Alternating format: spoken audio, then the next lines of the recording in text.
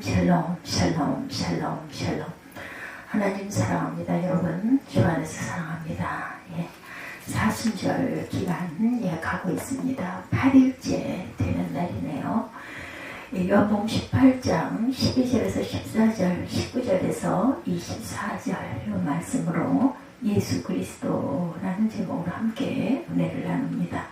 서기 325년 소아시아의 니케아라는 곳에서 아주 중요한 회의가 열리죠. 니케아 회의에서 부활절을 언제로 정할 것인지에 대한 논의가 있었습니다. 그리고 나서 부활절은 춘분 이후 만월 이후 첫 주일로 정해졌어요. 춘분 이후에 처음 보름달이 뜨고 나서 그 이후 첫 주일이 부활절이 되는 것입니다. 그러니까 그날은 해마다 조금씩 달라지게 되는데 올해는 3월 마지막 주일 31일이 부활주일로 표기가 되어 있어요. 제가 다시 한번 확인해 봅니다. 31일로 나왔죠. 31일이 부활절이죠. 그리고 전주가 종료주일이 됩니다. 춘분 이후 천만월 이후 첫 주일 부활절. 그래서 올해는 3월 31일이 부활절이다.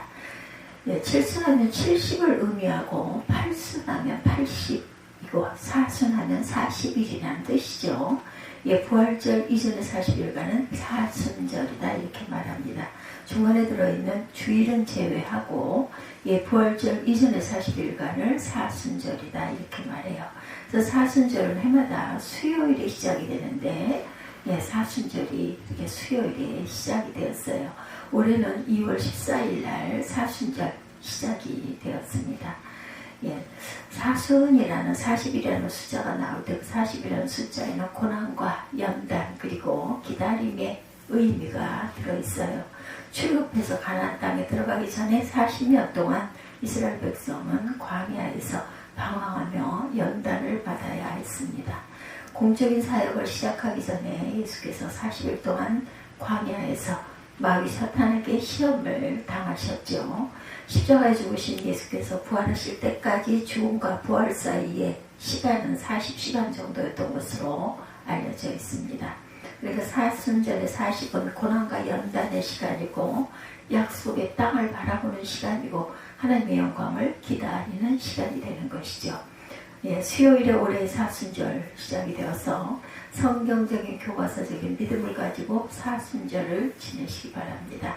예수께서 십자가 죽음에 내버려진 며칠 후에 부활의 아침이 밝아왔듯이 이 시대의 많은 고난을 넘어서 다가올 부활의 아침을 기다리자는 말씀입니다. 그래서 우리는 우선 예수님의 십자가에 대한 말씀을 함께 나눠보고자 합니다. 예수님의 그 아픈 십자가 그리고 기다림의 십자가 눈물의 십자가 깊은 기도의 십자가의 시간을 여러분들 함께 공유하시기 바랍니다. 예수님 시대 유대 최고의 권력기관은 사내들인이다 이렇게 말하죠. 사내들은 함께 모이는 것을 의미하는 히브리어입니다. 신약성경에 공회라는 말로 번역이 되어 있습니다. 마태복음 26장 59절은 이렇게 전합니다. 대제사장들과 온 공회가 예수를 죽이려고 그를 칠 거짓 증거를 찾았다 이렇게 얘기하고 있죠. 대제사장들과 온 공회가 예수를 죽이기 위해 거짓 증거를 찾고 있었다라는 거예요. 여기는 공회가 사내들인을 가리킨다는 거죠. 로마 제국은 유대인들에게 어느 정도의 사치를 허락하기도 했습니다. 로마에 대항하지 않는 범위 안에서 유대인들의 그 자치권을 허락한 것인데 그렇게 유대의 자치권을 행사하던 기구가 사내들인이었다. 그러니까 사내들인은 유대 사회 전반의 문제를 논의하면서 결정하고 있었어요. 유대 최고의 권력기관이면서 최고의 재판기관이기도 했던 것이다. 이렇게 생각을 합니다. 그리고 사내들인이 나사렛 예수의 문제로 고심하다 어떤 결정을 내리고 있었는데 마가복음 14장 53절에는 이렇게 전하죠. 그들이 예수를 끌고 대제사장에게로 가니 대제사장들과 장로들과 서기관들이 다 모이더라. 여기 나온 대제사장들과 장로들과 서기관들의 모임이 바로 사내들입니다. 한밤중에 예수님을 체포한 무리들이 예수님을 끌고 공회로 갔다는 말씀이에요. 예수께서 잡히시던 밤에 이미 공회가 소집되어 있었다. 나사렛 예수를 죽여야 한다는 결정도 이미 내려져 있었습니다. 결정은 내려져 있었으니까 그에 필요한 증거를 수집해야 하는데, 그런데 증거를 찾기가 어려웠어요. 그래서 거짓 증거라도 모여있는데 마가복음 14장 56절에 이렇게 전합니다. 예수를 쳐서 거짓 증언하는 자가 많으나 그 증언이 서로 일치하지 못하니라. 거짓 증언하는 자들이 많은 증거들을 표시했는데 증언이 일치하지가 않았다는 거예요. 그러던 중에 어떤 사람이 예수가 하나님의 성전을 모욕했다 이렇게 증언을 합니다. 바로 그 성전 모독죄로부터 예수의 십자가 처형을 구체적으로 추진하게 됩니다. 그런데 사내들이 나사렛 예수를 십자가 죽음으로 몰아가기 전에 그 이전에 판결과 처형의 방향을 결정했던 최고 권력자가 있었는데, 요한복음 18장 12~13절에 군대와 천부장과 유대인들의 아랫사람들이 예수를 잡아 결박하여 먼저 안나스에게 끌고 가니 안나스는 그의 대제사장인 가야바의 장인이라 이렇게 해석이 되어 있어요.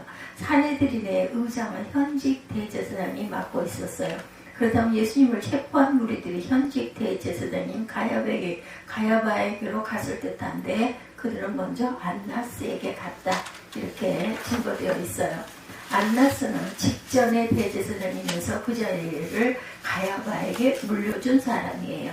안나스는 자신의 사위인 가야바에게 대제사장 자리를 물려준 것이고, 겉으로는 가야바가 최고 권력자인데 실제 권력자는 안나스였다. 그러니까 예수님은 십자가에 못 박아 죽이는 공적인 판결 과정은 바로 안나스로부터 시작이 되었고, 그 깊은 밤에 안나스가 예수님에 대한 신문을 시작하게 됩니다. 당신이 제자들에게 가르친 교훈은 어떤 내용인가?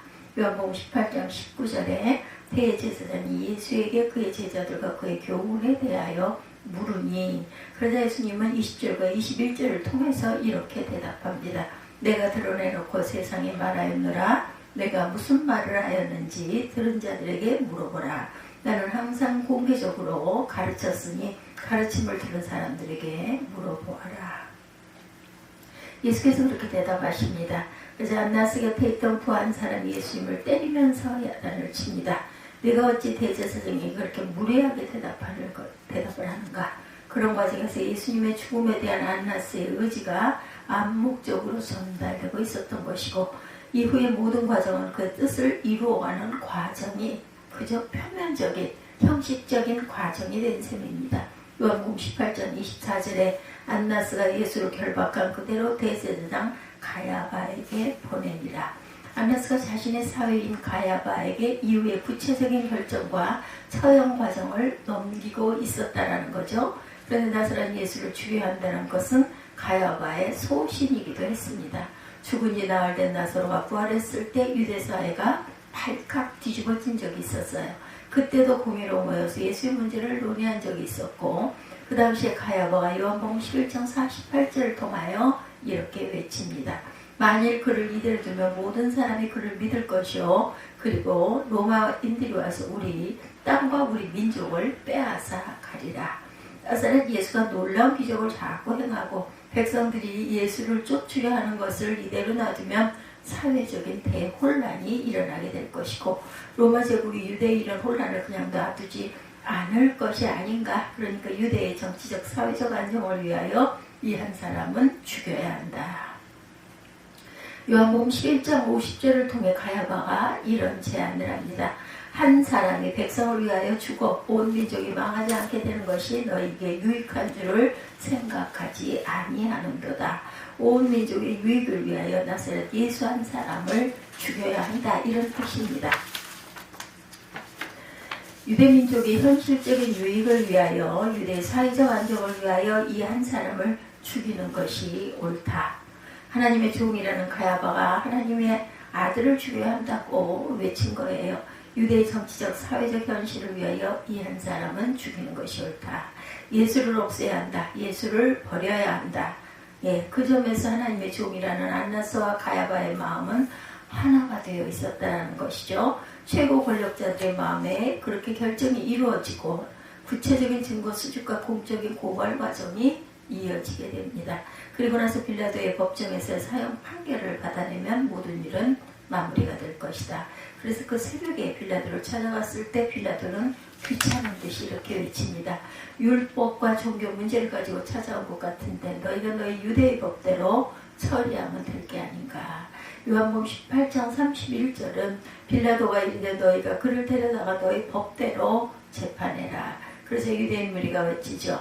우리 유대인들에게는 사형을 판결할 수 있는 집행권이 없나이다.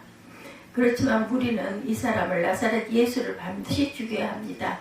우리는 반드시 이 사람을 죽여야 합니다. 그들의 함성과 뜻대로 예수께서는 이제 십자가 죽음을 향하시게 되죠. 안나스가 가야바의 뜻대로 사내들인의 뜻대로 십자가에 죽으심으로써 예수님께서는 아버지 하나님의 뜻을 이루시게 되는 거죠. 그렇게 십자가 위에서 숨이 끊어지던 순간에 예수께서 외치십니다. 마가복음 13장 34절이죠. 예수께서 크게 소리 지르시되 엘리엘리 라마 사박다니 하시니 이를 번역하면 나의 하나님 어찌하여 나를 버리셨나이까 하는 뜻이라. 하나님이 어찌 나를 버리셨나이까 외치면서 예수께서 숨이 끊어지셨다라는 거죠. 하나님의 종이라는 대제사장들 유대민족의 정치 사회적 안정을 위하여 나사렛 예수를 죽이기로 결정을 했어요. 정치 사회적 현실을 위하여 하나님과 미래와 진실을 내버리기로 하나님의 종들이 그렇게 결단했고 그렇게 실천했다라는 말씀이죠. 그렇게 십자가에 버려진 예수님의 고통과 절망의 부르짖음이 있고 나서 십자가 저편으로부터 부활의 아침이 밝아오게 됩니다. 인간들이 합력하여 하나님과 진실된 미래를 죽음에 내버린 거기서부터 모든 것은 새롭게 하는 하나님의 아침이 밝아오게 되었다라는 것입니다. 어느 시대나 세상 권력은 권력의 현실을 유지하려고 온갖 애를 쓰고 살아가요.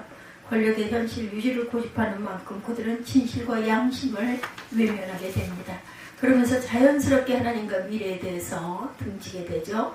어두운 권력은 거리낌 없이 예수 그리스도를 내버리고 만 것입니다. 그렇게 십자가에 내버려진 하나님의 아들의 외침이 바로 하나님이여 하나님이여 어찌 나를 버리셨나이까.